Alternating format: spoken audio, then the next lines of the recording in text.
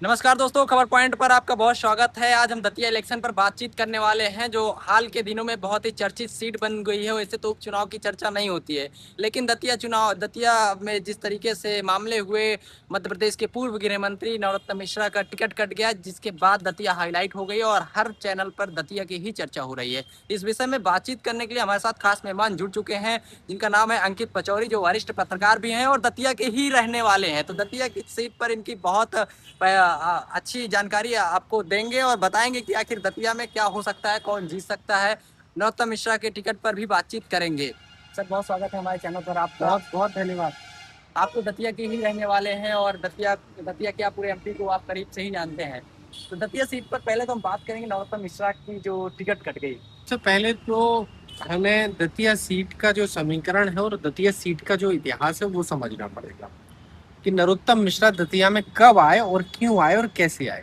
असल में 2008 में जब मध्य प्रदेश में परिसीमन सीटों के आरक्षण बदले और जो दतिया सीट थी वो सामान्य थी, और जो डबरा सीट जो थी जहाँ से नरोत्तम मिश्रा पहले चुनाव लड़ते थे, विधायक बनते थे, वो सीट जब डबरा रिजर्व हुई ग्वालियर जिले की, तो नरोत्तम मिश्रा पहली बार 2008 का इलेक्शन लड़ने के लिए दतिया आए। 2008 में उनका सामना जो है राजेंद्र भारती और वर्तमान में जिनको कांग्रेस ने कैंडिडेट बनाया कुंवर घनश्याम सिंह से हुआ था। 2008 के बाद नरोत्तम मिश्रा ने 2013 का चुनाव लड़ा, जीत गए 2008 जीते, 13 जीते, 2018 का चुनाव लड़ा, 2018 का चुनाव जीत गए। 2023 में फिर मुकाबला हुआ उनका राजेंद्र भारती से, कांग्रेस पार्टी से, तो लगभग 7,500 वोटों से नरोत्तम मिश्रा गृह मंत्री रहते हुए चुनाव हार गया। अब बात कर रहे हैं आज की कि उपचुनाव हुआ, राजेंद्र भारती की जो सदस्यता है वो समाप्त हुई और उसके बाद में 2.5 साल बाद दतिया में फिर उपचुनाव की बात शुरू हुई। जैसे ही इलेक्शन कमीशन ने इस बात की घोषणा की, नरोत्तम मिश्रा जोरों शोरों से प्रचार पर लग गए और सभाएं करने लगे, सब कुछ करने लगे, और एंड टाइम पर पार्टी ने उनका टिकट काट दिया और दतिया जिले के भांडर के रहने वाले, जो ग्वालियर संभाग के संगठन मंत्री रहे भाजपा के और हाउसिंग बोर्ड सोसाइटी के जो है वो चेयरमैन भी रहे, आशुतोष तिवारी को भाजपा ने अपना उम्मीदवार बना दिया।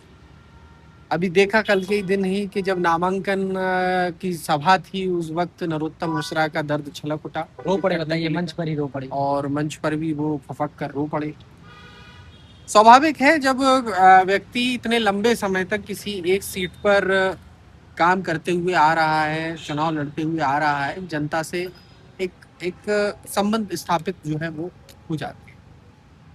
अब हाल में क्या स्थिति है, अब आपने जैसा कि पूछा कि भाई किसने टिकट कटवाया, हालांकि ये बात सभी जानते हैं कि भारतीय जनता पार्टी अनुशासन के मामले में और नए चेहरों को मौका देने के मामले में पहचानी जाती है। और मुझे ऐसा लगता है कि जिस तरह से जो पिछले 7 साल में डॉक्टर नरोत्तम मिश्रा का कार्यकाल रहा है, गृह मंत्री रहते हुए और दतिया का विधायक रहते हुए, और दतिया का विधायक रहते हुए अपोजिशन की भूमिका में दतिया में जब रहे, जब राजेंद्र भारती 2.5 साल विधायक रहे, उस वक्त वो वहां पर बीजेपी के लिए पॉलिटिक्स करते रहे।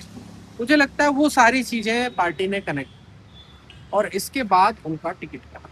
दूसरा एक वजह ये नजर आती है कि गृह मंत्री नरोत्तम मिश्रा जो पूर्व गृह मंत्री रहे, वो एक बड़े नेता के रूप में मध्य प्रदेश में जाने जाते थे। मध्य प्रदेश में सीएम के बाद सेकंड नंबर पे पोजीशन डॉक्टर नरोत्तम मिश्रा की मानी जाती थी, ऐसा लोग चर्चा करते रहे थे, सरकार में बड़ा वजन रखते थे। ऐसे में मुझे लगता है कि नई डॉक्टर मोहन यादव की सरकार जो मध्य प्रदेश में चल रही है, कोई दूसरा पावर सेंटर ना खड़ा हो जाए, ना बन जाए, ऐसी स्थिति में उन्होंने नरोत्तम मिश्रा का टिकट काट दिया। तीसरी वजह भी सामने आती है। तीसरी वजह ये हो सकती है कि आशुतोष तिवारी जो है वो राष्ट्रीय स्वयंसेवक आरएसएस के पुराने स्वयंसेवक रहे हैं, और नए चेहरे को मौका देने के नाम पर पार्टी ने ऐसा किया। तो ये कुछ वजह जो है वो मुझे अभी फिलहाल दिखाई दे रही है। और एक इसके अलावा एक और वजह सामने आती है, दतिया में जिस तरह से जो दतिया के लोग हैं, उन्होंने गृह मंत्री रहते हुए नरोत्तम मिश्रा को 2023 का चुनाव जब हराया था, तब भी सवाल खड़े हुए थे कि आखिरकार जब बीजेपी की प्रदेश में लहर थी। लाडली बहना के योजना आने के बाद यहाँ पर जो बीजेपी ने ऐतिहासिक जीत हासिल की, ऐसे में डॉक्टर नरोत्तम मिश्रा हार गए। तो उसका कहीं ना कहीं एक बात समझ में आ रही थी कि लोकल स्तर पर विधानसभा क्षेत्र में उनका विरोध काफी था। उनके जो काम रहे होंगे, मैं उसका आपको विरोध रोकना होता चाहूंगा। विरोध का कारण लोग बताते हैं कि वहाँ के जो आम लोग थे, ज्यादातर लोगों की पुलिस थानों से आवाजाही लगी रहती थी। कोई यहाँ जेल जा रहा, कोई इसको उठा के ले जा रहा, कोई उसको उठा के ले ये जा बात रहा। बिल्कुल सच है कि उस वक्त जब तक नरोत्तम मिश्रा जी गृह मंत्री के पद पर आसीन थे, तब तक दतिया विधानसभा क्षेत्र के कांग्रेसियों ने काफी मुकदमे झेले। बहुत सारे लोग जेल भी है। इसमें बहुत सारे कार्यकर्ता शामिल हैं, यहाँ तक कि पूर्व विधायक राजेंद्र भारती भी जेल जाने में शामिल है। उनके परिवार पर लगभग 15 मुकदमे बताए जाते हैं कि 15 मुकदमे थे। ऐसे छोटे बड़े कार्यकर्ता मिलाकर हर व्यक्ति पर मुकदमे दर्ज हुए। हालांकि इसलिए भी क्योंकि पुलिस कंट्रोल में रहती है, थाने कंट्रोल में रहते हैं, गृह मंत्रालय था तो हाँ, गृह मंत्रालय था तो लाजमी है कि पुलिस कंट्रोल में रहती है, मुकदमे दर्ज हो जाते हैं, बहुत सारी चीजें सामने आती हैं। ये सारी चीजें मुझे लगा कि एक वजह बनी विरोध का, और विरोध का जब वजह बनी तो 2023 में सामने आ गई। एक दूसरी बात ये भी है कि 2008 से लेकर के 2023 तक नरोत्तम मिश्रा वहाँ सिटिंग एमएलए रहे, और इस वजह से एंटी इनकम्बेंसी भी पैदा होता था फेस को लेकर, क्योंकि नरोत्तम मिश्रा मूल रूप से दतिया के निवासी नहीं है, वो डबरा के रहने वाले हैं और दतिया से चुनाव लड़ते हैं। तो ऐसा भी रहा कि शायद कुछ आंतरिक लोगों जो कहते रहे होंगे कि चुनाव को समझ नहीं पाए या ओवर कॉन्फिडेंस में थे, 2023 का इलेक्शन हार गया। लेकिन चर्चा अब 2023 की नहीं है, चर्चा उपचुनाव की है, 2026 के उपचुनाव की है। 2026 के उपचुनाव में ऐसा क्या हो रहा था कि नरोत्तम मिश्रा जी का टिकट कट गया। हालांकि भारतीय जनता पार्टी में कब, कहाँ, कैसे और क्यों हो जाए, इसका आकलन करना बहुत ज्यादा। लोग ये भी लिख रहे थे कि मोहन यादव ने टिकट कटवा दिया, फिर उनके कार्यकर्ताओं ने मोहन यादव को गाली भी दी, सड़क पर भी उतरे, हाँ, सड़क पर वो कार्यालय जैसे भी टिकट कटने की सूचना उनके समर्थकों को मिली, उनके समर्थकों ने 8 किलोमीटर लंबा जाम लगा दिया, ग्वालियर झांसी हाईवे को जाम कर दिया, गाड़ियों में तोड़फोड़ की खबरें आई, भारतीय जनता पार्टी का जो जिला कार्यालय था उस पर कब्जे की खबर आई। तो ये तमाम खबरें वहां से सामने आ रही थी और ये बता रही थी कि नरोत्तम मिश्रा के जो समर्थक दतिया में है, उनका तंत्र बेहद मजबूत था, और भारतीय जनता पार्टी जो वहां पर उन्होंने नए कैंडिडेट को उतारा है, अब फिलहाल मुझे लगता है कि बड़ी मुश्किल होगी वहां पर। अब तो खबर ये भी आ रही है कि वहां का तो प्रभारी बना दिया गया ज्योतिरादित्य सिंधिया को, और अब कहा जा रहा है कि अगर वहां से चुनाव हार भी जाती है बीजेपी तो उसका ठीकरा फोड़ा जाएगा नरोत्तम मिश्रा के ऊपर। अगर जीत जाती है तो मोहन यादव क्रेडिट ले लेंगे, मोहन ने फंसा दिया है। भारतीय जनता पार्टी में जहां तक मैंने देखा है, भारतीय जनता पार्टी में पार्टी से नेता होते हैं, नेता से पार्टी हो ये अन्य दलों में संभव है, लेकिन भारतीय जनता पार्टी में ऐसा संभव नहीं है। जिस तरह से हम सबने देखा कि वहां के समर्थकों ने इतना लंबा चौड़ा विरोध भारतीय जनता पार्टी का किया, जैसे कि मोहन यादव के विरोध में नारे लगे, प्रदेश अध्यक्ष के विरोध में नारे लगे, और तमाम चीजें वहां पर होती रही। इसके बावजूद भी भाजपा ने अपना निर्णय नहीं बदला और आशुतोष तिवारी को उन्होंने प्रत्याशी घोषित कर दिया, मतलब कर दिया। तो भाजपा में यहाँ ऐसा होता है कि पार्टी से नेता है, नेता से पार्टी नहीं है, और इसीलिए मैं ये जो ठीकरा फोड़ने वाली बात आ रही है कि भाई अगर आशुतोष तिवारी चुनाव हार गए तो नरोत्तम मिश्रा उसके जवाबदार होंगे या सिंधिया होंगे या सीएम होंगे, ऐसा कुछ भी नहीं है। पार्टी पूरी ताकत से चुनाव वहां लड़ रही है, ये दिखाई दे रहा। और भारतीय जनता पार्टी का चुनाव लड़ने का स्टाइल हमेशा से ऐसा ही रहा है। भारतीय जनता पार्टी देखा जाए तो पूरे सालों में इलेक्शन मोड में बैठी रहती है, इलेक्शन मोड में तैयारी में रहती है कि जब भी कभी भी कोई चुनाव आ जाए तैयारी में रहती है। तो भारतीय जनता पार्टी का जो स्टाइल है वो अपने स्टाइल से चुनाव लड़ रहे हैं, और मुझे ऐसा लगता है कि वहां पर 3 लोगों में त्रिकोणीय मुकाबला वहां दिखाई दे रहा है।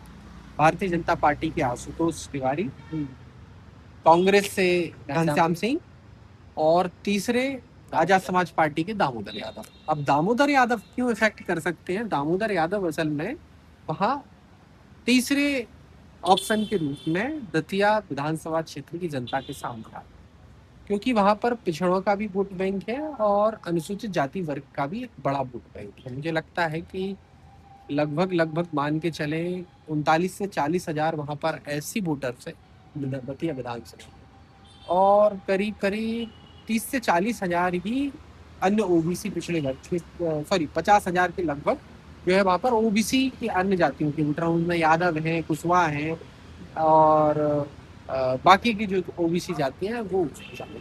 तो एक बड़ा फैक्टर है उसमें आजाद समाज पार्टी में। जैसे कि अभी कुछ दिन पहले चंद्रशेखर की सभा वहाँ पर, चंद्रशेखर की सभा में जो जनसैलाब दिखाई दिया उससे तो यही प्रतीत होता है कि एक अच्छा खासा वोट दामोदर यादव को, आजाद समाज पार्टी को वहाँ मिलेगा।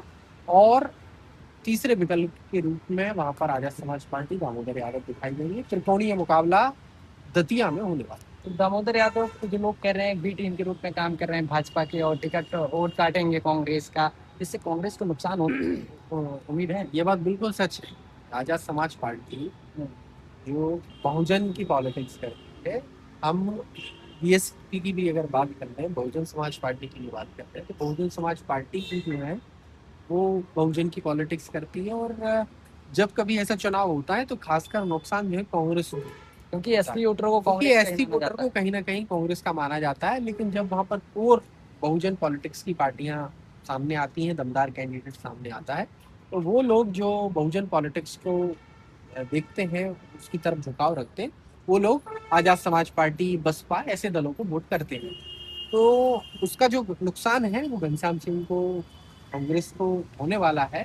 लेकिन फिलहाल बड़ा रोमांचक मैच है दतिया का, चुनाव है दतिया का, देखेंगे आगे का। तो नरोत्तम मिश्रा ने भी कह दिया है कि हम घर घर जाएंगे और वोट की अपील करेंगे आशुतोष तिवारी के लिए। देखिए ये भारतीय जनता पार्टी का ये पैटर्न रहा है कि जब किसी का टिकट भी कट जाए तो नाराजगी होते हुए भी आदमी उस नाराजगी को वो करता है और फिर मंच पर आकर के और साथ में चलने की बात करता है। हो सकता है अब वो कितने दमदारी से आशुतोष तिवारी के साथ खड़े रहेंगे ये आगे का समय बताएगा। और जब वोट पड़ जाएंगे और रिजल्ट आएगा वो समय बताएगा कि कितने दमदारी से कौन से लोग लगे हुए थे। लेकिन अभी फिलहाल तो यही समझा जा सकता है कि दतिया का जो चुनाव है बड़ा रोमांच से भरा हुआ है और बड़े कांटे की टक्कर दतिया में। त्रिकोणीय मुकाबला होगा। त्रिकोणीय मुकाबला है, कांटे की टक्कर है।